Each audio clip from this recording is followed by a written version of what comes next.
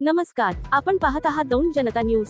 पुण्यात आयोजित कार्यक्रमात केंद्रीय रस्ते वाहतूक आणि महामार्ग मंत्री नितीन गडकरी यांनी रस्ते विकास, पर्यावरण संवर्धन आणि टोल सवलती संदर्भात मोठी घोषणा केली आहे। देशभरात सुरू असलेल्या महामार्ग प्रकल्पांमध्ये आता केवळ रस्ते बांधकामावर भर न देता पर्यावरणपूरक विकासालाही प्राधान्य दिले जात असल्याचे गडकरी यांनी स्पष्ट केले। हा प्रकल्प केवळ रस्ता उभारणीपुरता मर्यादित नसून तो आध्यात्मिक प्रेरणा, पर्यावरण संरक्षण आणि जलसंधारणाशी जोडलेला असल्याचे त्यांनी सांगितले। विशेष म्हणजे हा संपूर्ण मार्ग ग्रीन कॉरिडॉर म्हणून विकसित केला जात असून मोठ्या प्रमाणावर वृक्षारोपण मोहीम राबवण्यात येत आहे। वृक्षवल्लभ या संकल्पनेअंतर्गत विविध प्रकारच्या झाडांची लागवड सुरू असून आतापर्यंत 40,000 झाडांना टॅग करण्यात आले आहे, तर सुमारे 45,000 झाडांची लागवड प्रत्यक्षात सुरू असल्याची माहिती त्यांनी दिली। यासोबतच या प्रकल्पामध्ये जलसंधारण कार्यक्रमाचाही समावेश करण्यात आला आहे।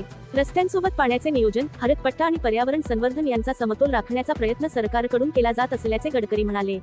दरम्यान वाहनचालकांसाठी मोठा दिलासा देणारी टोल पास योजना देखील त्यांनी जाहीर केली। या योजनेनुसार फक्त 3,000 रुपये भरून वाहनधारकांना 200 टोल क्रॉसिंगसाठी वैध पास मिळणार आहे। यामुळे एका टोल क्रॉसिंगचा खर्च अवघा 15 रुपये इतका राहणार असल्याने वाहनचालकांना मोठा आर्थिक फायदा होणार आहे। पर्यावरणपूरक विकास, आधुनिक महामार्ग आणि नागरिकांना दिलासा देणाऱ्या या घोषणेमुळे सर्वसामान्यांमध्ये समाधान व्यक्त केले जात आहे। पाहत रहा दौंड जनता न्यूज। आपल्या भागातील प्रत्येक महत्त्वाची बातमी सर्वात आधी दौंड जनता न्यूजवर।